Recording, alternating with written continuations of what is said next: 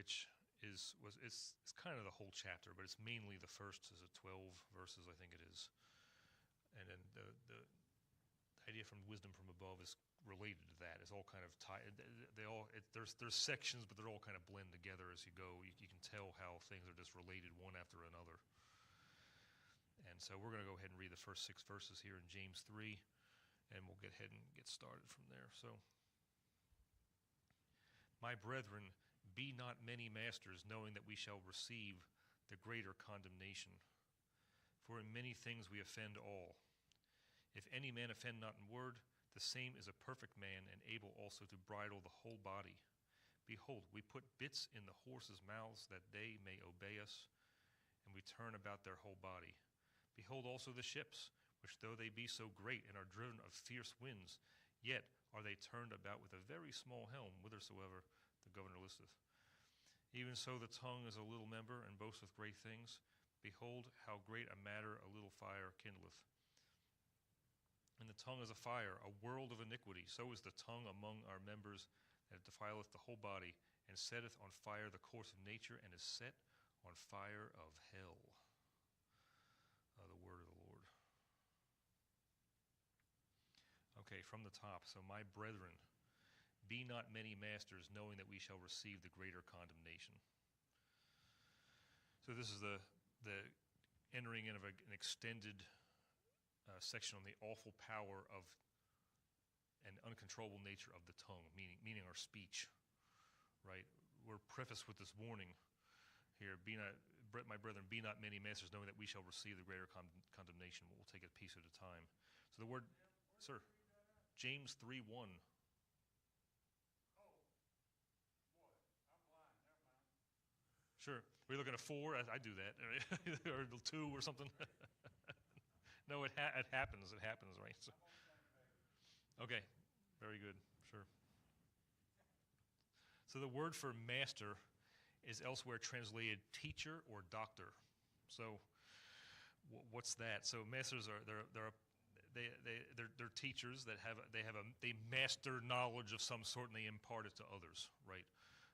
You probably have teachers, I would think, and most translations probably have teachers nowadays, I think, now that I'm thinking about it. And master was sort of maybe the older way or something like that, but I've seen it in other translations as teacher, so you might have that too, so it makes it even clearer, right?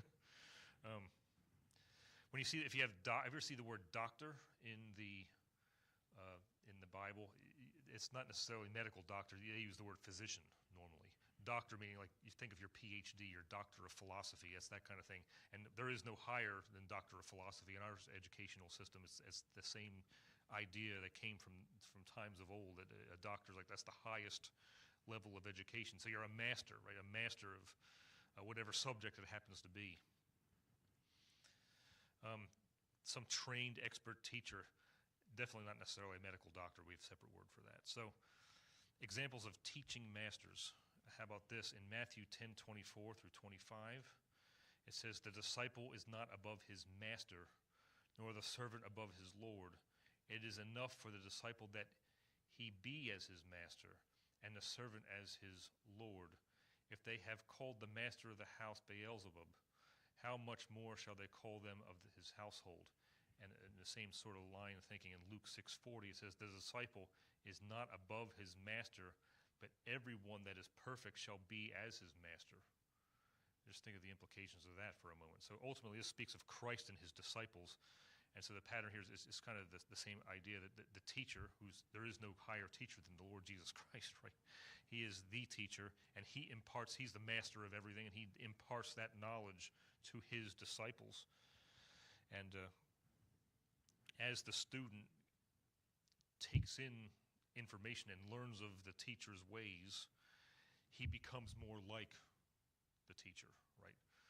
The students, the PhD students, they learn from the PhD, their advisor or whatever, and they get all the knowledge that he does, and they do all the research and those sorts of ideas in a secular sense. And for us, in the most typical.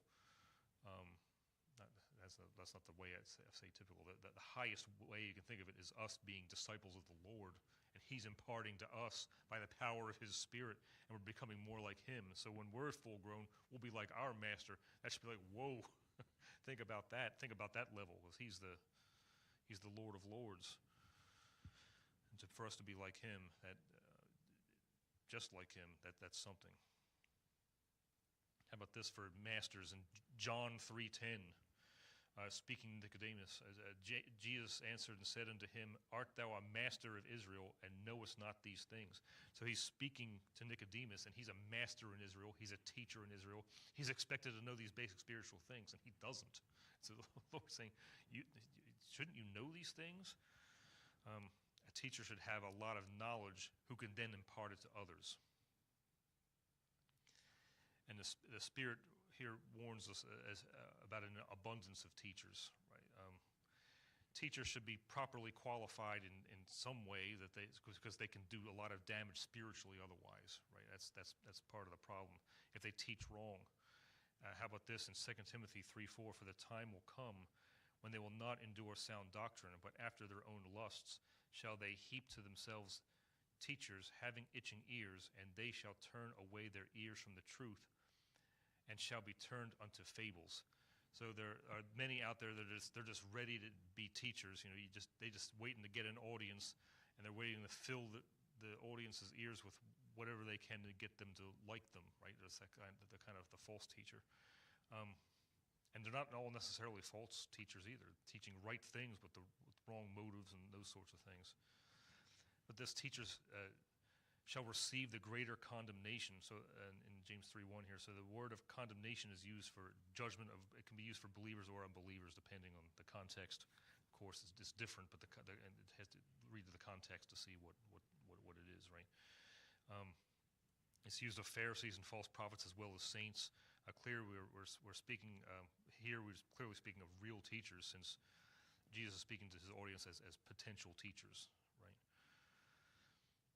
So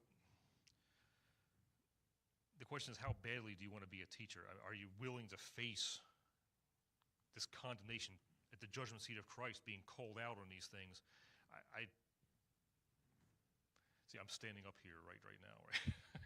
as a teacher, so to speak, not as a teacher, right? But as some kind of teacher. And it's kind of scary. I came to you a couple times, and you took over Sunday school a couple times because of this verse. But I had to back off. I said, well, frankly, I wasn't as truthful as I should have been. There was some truth where I was saying, oh, I'm busy at work, I need to focus on some of these things and stuff like that. But there was also the scaring of James 3:1. And it still kind of bothers me. But you have the thing is, well, I can just stop doing things like teaching on one hand, but then what else am I doing for the Lord in my own life? I mean, you have that talent and the napkin hiding, and then so you have this you're walking this tightrope of, well, I don't want the condemnation, but at the same time, I don't want to waste my life riding the bench either. So what do you do? So here I am at the moment. We'll see. Sir, are you raising your hand? I'm sorry. I thought you had your hand up like this, like you're. No? Okay, all right. I think I know what you said about condemnation, but I think it's a time for us to get before the Lord and use what talents we have, because we're not ever going to be 100% right. And I don't think He's going to hold us in condemnation for that if we are honest with Him in our approach to those around us. I can't. Definitely would disagree with that. I guess there's still this nerve-wracking sense. Right.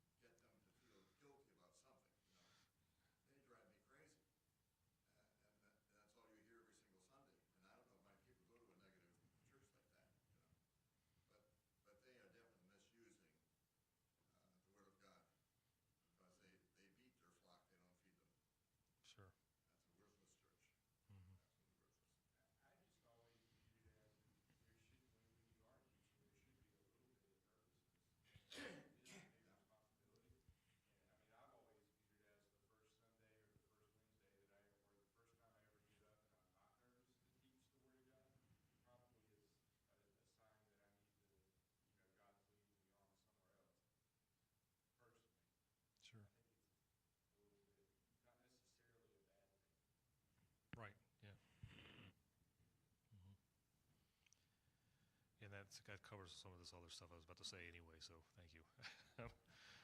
Yeah, because it causes us this idea of, it drives us before the Lord to make sure that we're right with Him and imparting what we need to impart to others. Of course, I'm saying these things I come up with and I say I know none of this stuff's new to you guys, right? I mean, this is not like, oh, I've never thought of it. So, but I'm glad that I can help out in some way. If anything, I feel like at least I can help a little bit, especially some of you guys are stretched so thin. And so I feel like at least I'm doing something to help out here. So we'll see. All right, so James 3:2, for in many things we offend all. If any man offend not in word, the same as a perfect man, and able also to bridle the whole body. So the word for offend, it's not the same as is used throughout the Gospels. Typically, it's translated elsewhere as stumble and fall. So a teacher can do real damage to the people listening. We already discussed this a little bit, because the audience is trusting the teacher knows what he's doing, right? And once again, it makes me look at myself. Do I know what I'm doing up here? I'm relying on him that he will impart what he needs to impart through what you see up here. The extensive teaching about false prophets within the scripture is there's so much about false prophets. If we ever get to 2 Peter any day, if we ever finish this book, Lord willing, which is, I guess, what's kind of in the plans next, there's a whole chapter, false prophets, beyond one chapter of false prophets in 2 Peter. It's huge. But it's not speaking about necessarily false prophets, but actually legitimate teachers. It says, we offend all. So, be not many masters, knowing that we shall receive the greater condemnation. For in many things we offend all. Sometimes the verse breaks aren't as nice as you'd like them to be because they were added so much later. But for if in many things we offend all, teachers, we offend all. So James is one of those people. He's a teacher of himself. He's an elder in the Jerusalem church. And so he is also mindful that he could also be one of those people that could affect people for the wrong, right? We know that leaders of the church, we're not talking about teachers, but leaders, they are also going to be apt to teach. That's one of the requirements that they have. They also must be blameless. So they're apt to teach and blameless. So those, I guess, sort of take as a corollary to that. Someone who teaches should also be blameless, right? They go together. Otherwise, we're going to have problems. To be a teacher, they need to be faithful men, right? What does it say? And the things that thou hast heard of me among many witnesses, the same commit thou to faithful men who shall be able to teach others also. And a teacher also must be beyond just the first principles, have more than a shallow understanding, and not just a babe in Christ, also as well, in addition to these. So in Hebrews 5:12-13 we read, For when for the time ye ought to be teachers, ye have need that one teach you again, which be the first principles of the oracles of God, and are become such as have need of milk, and not of strong meat. For everyone that useth milk is unskillful in the word of righteousness, for he is a babe. So teachers go beyond just the fundamentals of whether spiritual things or in anything, right? How about controlling? Now we're getting into the controlling of the tongue, because that's when we're talking about teachers need to control the tongue, and that's why there's this extended discourse on this matter. It says, for in many things we offend all, if any man offend not in word, that's how a teacher would offend in word. If any man offend not in word, the same is a perfect man, and able also to bridle the whole body. You control the tongue, you got the whole thing. Well, we'll see. We'll see how that plays out, right? Yes, control the tongue can do anything. Controlling the tongue is the ability to control everything and be perfect. We often think of perfect as being complete, but either way, I mean, take it for whatever you want it to be.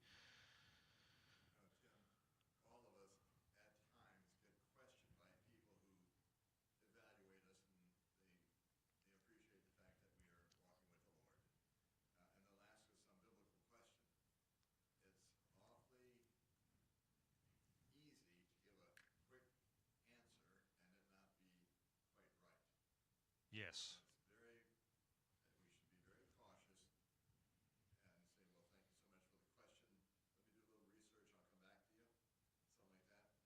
for the question. Let me do a little research, I'll come back to you, something like that. But to give an answer that you're not real sure of is not right. That's very well put. Yes, yeah, I know I've come up with these fast because I feel like I'm supposed to have all the answers. I feel like I always want to be the guy with all the answers. I don't know if any of you are like that. I want to be the guy with the answers, especially when it comes to spiritual things. I try to read and read and read as much as I can and get it in my mind, and so I need to have an answer right on the spot, and that's not always the case. And thank you for bringing that up. That's so true. Just to step back and say, well, that's relying on fleshly knowledge and all that. If you're just going to throw out answers without truly relying on the Lord for it, so that's a good way of putting it. Especially coming from somebody like you, who for years has studied the scriptures and so on, for sure. Yeah. There's some examples of people who, well, there's this section I read over this morning. Do I really want to go into this? I don't. I might just skip these next three things. They're going to be covered again. We're going to be going through, not this week, but there's a lot of stuff about the tongue and speaking and very practical things that come up in the books, the wisdom books, Psalms, Proverbs, Ecclesiastes, and also the book of Job, and we'll look at those. We'll take time to look at a lot of those. Not this week, but we'll look at some of these things I was going to start on. I don't want to start it on yet. We'll get to that in a minute. There's a lot of bases back there that point us to these things here. So, but there's a lot of people that they control their speech, or they can't control their speech in the Old Testament, and they do it not because of themselves, but because there's some sort of exterior force on them. Right, their lives are in danger, so they hold back from what they're going to say, or they have to say something because their lives are in danger. That's one thing. But to control your tongue just because you're controlled from within, and we're going to find out the only way that is through the power of the Spirit and relying on Him. It's a spoiler alert, as they say in the movies and books and things, right? Spoiler alert. Yeah, it's going to be only by the power of the Spirit can we control our tongue, and He's the only one who can do it. That's the real spiritual controlling of the tongue we're going to be looking at, and in the coming times. We still have a good time here. So in 3:3, examples of this, right? Behold, we put bits in the horses' mouths that they may obey us, and we turn about their whole body.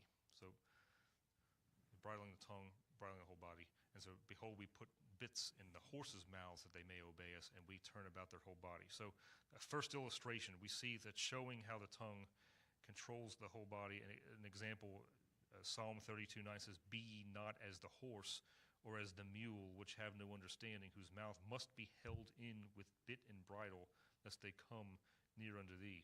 So for the horse, you can control him with the bridle, like we see here. And again, in Proverbs 26:3, "A whip for the horse, a bridle for the ass, and a rod for the fool's back." So a donkey needs a bridle to control it, and a rod likewise to control the fool. That's how you control them, by force like that. And so we see that powerful beasts can be controlled by such a small thing, right? Our tongue controls us. We'll get into it, right? These beasts would trample us, but for a small bridle control them, we can direct them any way that we want. And again, another example in James 3:4, "Behold also the ships, which though they be so great, and are driven of fierce winds, yet are they turned about with a very small helm, whithersoever the governor listeth."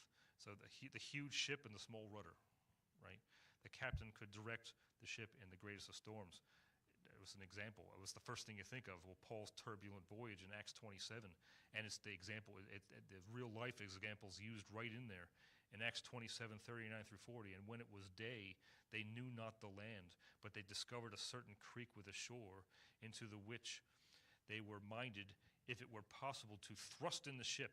And when they had taken up the anchors, they committed themselves unto the sea, and loosed the rudder bands, and hoist up the mainsail to the wind, and made toward the shore." So even for such a terrible storm, for such a very, very long time to go into Melita, or the island of Melita, the rudder was employed, and it was good enough to get them to the shore. Even how awful that storm was, where they didn't see sun and star for days, they didn't eat for weeks, but that rudder got them to the end. That's the control there. That's good, some good examples. 3:5. And even so, the tongue is a little member and boasteth great things. Behold, how great a matter a little fire kindleth. So the tongue is likened to the horse bridle and the ship's rudder. Here we see how much the tongue can control, and the little member boasts big things. Now, where do we see the tongue boasting big things? The first thing I thought of was in Daniel 7:7-8. So we said the Antichrist compared with his 10 allies. We read this: After this I saw in the night visions, and behold, a fourth beast, dreadful and terrible and strong exceedingly, and it had great iron teeth.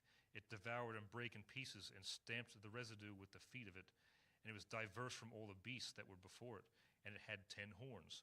I considered the horns, and behold, there came up among them another little horn, before whom there was 3 of the first horns plucked up by the roots. And behold, in this horn were eyes like the eyes of man, and a mouth speaking great things. And so the little horn is the Antichrist. He makes big boasts, and he ultimately has power and control over the 10 allies, and he takes 3 of them out, right? So that we see how powerful he is, all the things he says he can do and all that, and he wields all this great power. Things, right, that are beyond the scope of this, but you see how powerful his tongue was. And we see, in Revelation 13, there's all kinds of things on how he persuades masses, and it's kind of spooky and scary on how powerful his speech is. I told him Nebuchadnezzar, he bragged about his great kingdom. Mm-hmm. God had him eating grass there for a few years. Yep. Mm-hmm. Yeah, absolutely, yeah. We're going to consider this verse later on, and not to get into too much of the details of James 4, but James 4:13, Go to now, ye that say, today or tomorrow we will go into such a city and continue there a year and buy and sell and get and gain. So this idea, I'm going to do this, I'm going to do this, and you belong to the Lord. You have no idea where you're going. Well, if the Lord wills, I'll do this or that, and we'll look at how bold that is. And we're bought with a price. We can't just say, well, I'm going to do this with my life, I'm going to do that with my. No, that's not. Our lives aren't really ours to just say we can do this or that, and we'll look at that in greater detail. Think about Ben-Hadad. I guess there's maybe a couple guys that named that in the Old Testament. But he was boasting about what he could do to Samaria. And what does Ahab say to him? He says, and the king of Israel answered and said, tell him, let not him that girdeth on his harness boast himself as he that putteth it off. Like he has it all settled in mind. He's going to take Samaria. And don't be so quick to say you're going to be able to take Samaria that easily. And he doesn't, right? So anyway, yeah. So where does this boasting come from? At Psalm 10:3. For the wicked boasteth of his heart's desire, and blesseth the covetousness whom the Lord abhorreth. So the little member really reflects the wicked heart's desire, right? That's Jeremiah 17:9 and 10, and a couple verses beyond talks about that a little bit, which I wasn't going to bring up here, but that's where it comes from. It comes from the evil heart, and it also comes from something else in the next verse. I'll probably talk about that next week. And what that all entails. So, the little member tongue reflects what the heart, what we really are, really. It translates the filth of the heart into speech, so ears can hear it. Right? It's what can happen. Psalm 94:4. How long shall they utter and speak hard things, and all the workers of iniquity boast themselves? Think of speech this way as well. How about this? Jesus is the image of the invisible God, the firstborn of every creature in Colossians 1:15. So just as the Word of God, Jesus Christ, is the exact expression of the Father, so our speech, our words are the exact expression of who we are. Think of it that way. That's pretty intimidating to think about that. It's definitely sobering, very much so. And how about this? The tongue also proclaims to the world, look at me, look at me, right? In Psalm 49:6, they that trust in their wealth and boast themselves in the multitude of their riches. Or how about Doeg the Edomite, the guy that he blabbed, remember he blab to King Saul where David did this with the high priest and got the bread and the sword and whatever. And so and of course that cost all these priests, 80-some priests, their lives, and the city was destroyed. Nob, I think it was, and it was this awful slaughter because of this guy from Edom. And so the Psalm 52:1 talks to him, "Why boastest thou thyself in mischief, O mighty man?" So he's boasting of himself and how wonderful he thinks he is and better than the priests of the Lord. It's kind of sickening when you think about that man. The tongue is likened to a small fire that spreads. I've heard, I don't remember where I heard it and the legitimacy, but I think it makes sense that one spark of one ember was taken from a fire, brought down a mile away in a wind, and caused a huge wildfire somewhere else. I heard that. I thought that happened somewhere around here. It's been years since I heard that. It makes sense that something like that could happen, but something that's more realistic, a radio commercial within the last year, I would have said, how about a car dragging chains on the ground? It causes a spark and it can cause a fire like that. One spark and everything can go up. You got dry weather, you got dry grass. Psh. Well, bold words can cause the great damage also in such a way. A couple of words can affect somebody for a long time. I think we'll say something about that later on. The talebearer or the slanderer. In Leviticus 19:16, "Thou shalt not go up and down as a talebearer among thy people, neither shalt thou stand against the blood of thy neighbor. I am the Lord." So the slanderer can cause somebody to be put to death. Words just comes out, and all of a sudden somebody dies because he lied or whatever he did, or spread something, and somebody dies because somebody flapped their gums and lied. The slanderer can cause wounds to the victim. Proverbs 18:8 and 26:22, I think they're almost identical verses. "The words of a talebearer are as wounds, and they go down to the innermost parts of the belly." Ever have somebody say something to you and like you get that weird feeling in your stomach, like just even almost like there's a knife sticking in there? It's like this. It's not nausea. It's like a bizarre feeling. You know what I'm talking about, though. You've had this happen, I'm sure. How about this? "Where no wood is, there the fire goeth out. So where there is no talebearer, the strife ceaseth." Right? As coals are to burning coals, and wood to fire, so is a contentious man to kindle strife. So the slanderer, the gossiper, those who just say things to harm other people, and they're the ones that cause the strife and the fire, so to speak, in the world. But when they're gone, everything seems to stop, right? And you probably can think of people like that. And that's verse 5. That's probably good to cut off there, I think. But the subject continues on for a long time. So